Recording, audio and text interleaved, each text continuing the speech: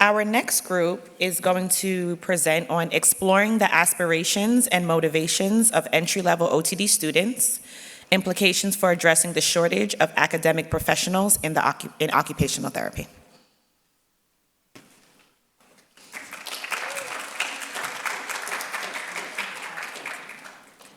Hi everyone, my name is Kerianna Krebushevski, and I'm joined by Benson, Liang, Holly Hudgins, and Rebeca Gonzalez.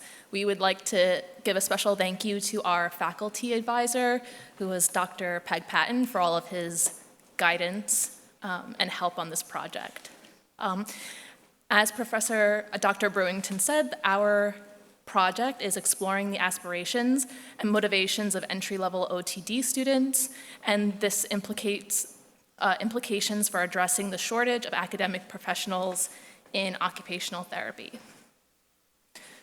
So first, we'd like to define a few key terms. So entry-level occupational therapy doctorate is the highest level of academic preparation that an entry-level occupational therapist can attain. The other entry-level degree right now is the Master's of Science in Occupational Therapy. So this is a graduate-level degree for students who have earned a bachelor's degree in a field other than occupational therapy. It can also be credentialed as Masters of Occupational Therapy. So Masters of Science in Occupational Therapy can then earn a post-professional doctorate after they've become a clinician. So right now, as I just said, the entry-level degree to become an occupational therapist is a master's, which is the program that we're in now. But many schools have transitioned to an entry-level doctorate. 10 years ago, ACOTE, our accrediting body, proposed that all entry-level OT programs transition to the doctorate. However, even with the EOTD programs that exist, there is an increasing gap between the number of EOTD programs and OTs using the degree to enter the academic setting. This made us wonder about why applicants would choose the EOTD program over an MSOT. In our literature review, we found some interesting facts related to the EOTD programs and academic vacancies. So there's been a recent rapid growth of accredited OTD programs in the US. Right now, OTD programs outnumber MSOT programs, and there is an increasing preference for OTD over MSOT among students. According to the AOTA Workforce and Salary Survey, faculty in academia approaching retirement age are of a much greater number than those recently entering the field. According to the latest AOTA Academic Programs Annual Data Report, OTD and MSOT programs are facing vacancies in full-time positions. So these facts led us to our study, which wanted to look at the aspirations and motivations of current students pursuing an EOTD and investigate the lack of OT educators amidst the continued rise of OTD programs. So in our research, we identified 4 constructs that could have an impact on one's decision to pursue an EOTD. The first one is the role of ego and prestige regarding a doctoral degree. Many healthcare education consider transitioning or has already transitioned to a doctoral program. When the pharmacy education transitioned in 2000 to solely doctoral program, a survey done in 2022 reports that one of the most important reasons for pursuing a pharmacy education is the prestige of being called a doctor. The second construct is the perceived improvement of quality of care as clinicians.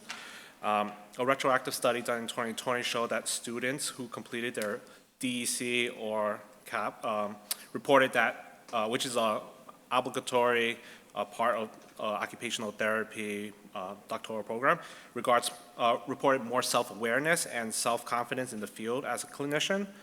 Third, the desire to pursue academia within the realm of occupational therapy. And lastly, environmental factors and their influences, such as perceived higher pay and more opportunities with a doctoral degree. So the purpose of this pilot study was to develop and refine a survey to disseminate to current EOTD students to evaluate the relevance of these 4 constructs. The expectations in designing a pilot survey was That the results would be inform the development of future surveys and to ensure that information could be appropriately used by institutions to tailor their program with the applicant's need and priorities. The study utilized a quantitative research design using an electronic survey as the primary data collection tool. It was designed to take 5 to 10 minutes, included 18 Likert scale questions in the 4 different constructs. And the questions provide students with a set range of response options to gauge how much they agree or disagree with the statement. The participants of the pilot survey included 1 EOTD cohort of students from the Washington, D.C. area. The participants were currently enrolled in the EOTD program, and they were able to read and understand English and had access to and be able to complete the electronic survey. There was no inclusion or exclusion criteria for this study based on race, age, gender, or health status. So in regards to our procedure, the recruitment process involved contacting the department head of George Washington University via email and explaining the study's purpose and significance. Upon receiving their consent, the department head distributed an electronic survey through listserv email to their current EOTD students. The survey was voluntary and designed for anonymous completion. So we posed the question, why did you choose the EOTD? And in regards to our constructs, prestige and ego, 33% agreed, 25% disagreed, and 25% were neutral in regards to the fact that it would make them more money. Also, 67% agreed that it will allow for more work opportunities, 50% agreed, and 42% disagreed in the fact that it would allow more prestigious work placement. 42% disagreed that it will earn more respect among healthcare professionals, but most importantly, the prestige of having a doctorate degree is important to the clinician themselves, and 75% agreed with that statement. Also, in regards to our construct of clinical aspirations, 92% are interested in becoming a clinical OT, or 90% agreed that they were interested in becoming a clinical OT, 58% agreed and 33% disagreed that it will make them a more competent clinician receiving the EOTD itself. And then in regards to academic aspirations, we have 58% agreeing that one of the statements was that they were interested in becoming a professor in the future, which led them to receive this degree. And lastly, 50% agreed in regards to the fact that they were interested in becoming an academic researcher, and this degree would allow them to further their pursuits in that regard. All right. Moving on to the discussion portion, for the construct of prestige and ego, we found that the majority agreed that the prestige of having a doctorate degree was important to them when deciding to pursue the EOTD, and over half of them felt that the EOTD would provide them with more work opportunities. However, across the sample, higher compensation was not a significant reason for pursuing the EOTD, and there was disagreement whether the EOTD would earn the students more respect from other healthcare professionals or allow them to get a more prestigious work placement. So these results suggest that the title of doctor may hold greater significance for these aspiring students than factors such as salary, interprofessional respect, or prestigious work placement. Looking now to clinical versus academic aspirations, an overwhelming majority of the sample aspired to become clinicians after graduation. However, there was disagreement regarding whether the choice of an EOTD over an MSOT would make them more competent clinicians.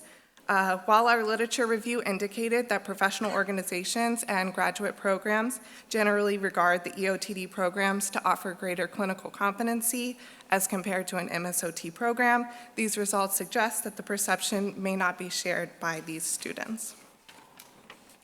As well, over 50% of the sample was interested in becoming professors post-graduation, and this result was much higher than we expected based on findings from the literature review and AOTA data.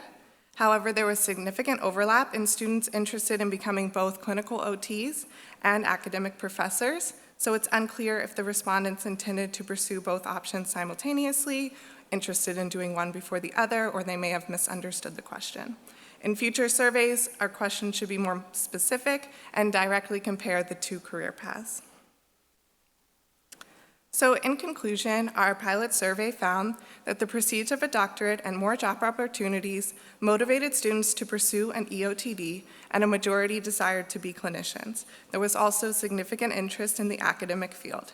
However, there was disagreement regarding the selection of an EOTD for higher compensation, clinical competency, and respect among peers.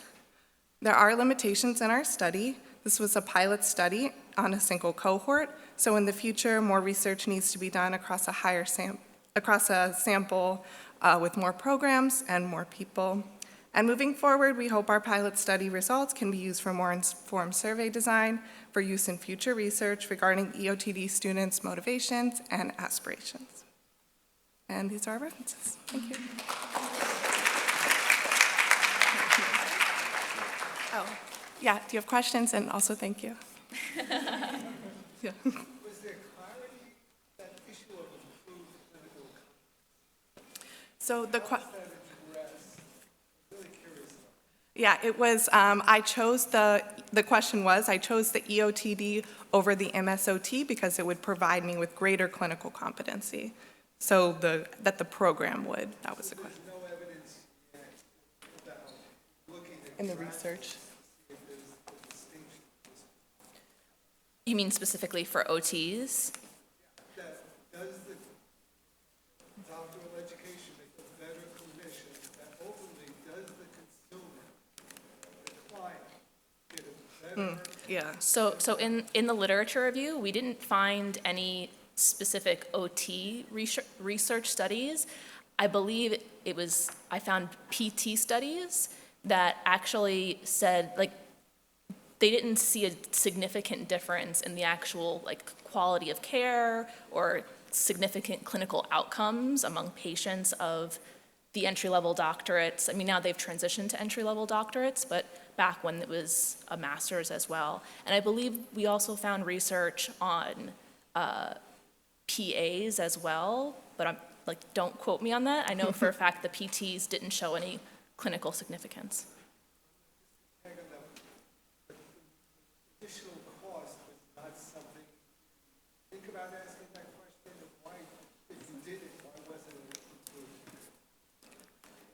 Cost is a big factor in terms of diversity within the profession, engaging people, and return on investment. I don't remember what they said. I mean, for additional costs, there was research done, but most of the things we were able to find were also in the PT when they were transitioning, and from the research it shows that there was not a real significant change in the pay that they get coming out as a doctoral program or a master's program. Yeah, like the salary didn't necessarily equate to compensating the higher cost of the program.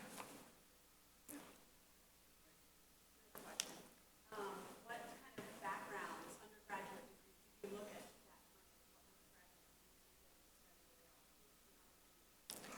I think it was a high percentage Yeah, of like health and health sciences, but I think we did have. We did ask, I think, in our demographic info for what they had their bachelor's in. I feel like it was mostly kinesiology and health sciences. sciences. if you wanted to continue on? Yeah. And then we'll line it up to bring it to WFOT and take a copy. So global, Yeah. we're off, the OTDs are off the world. Yeah. Everyone else practices with bachelor's. Right. Bachelor's of Occupational Therapy. Right. Thank you.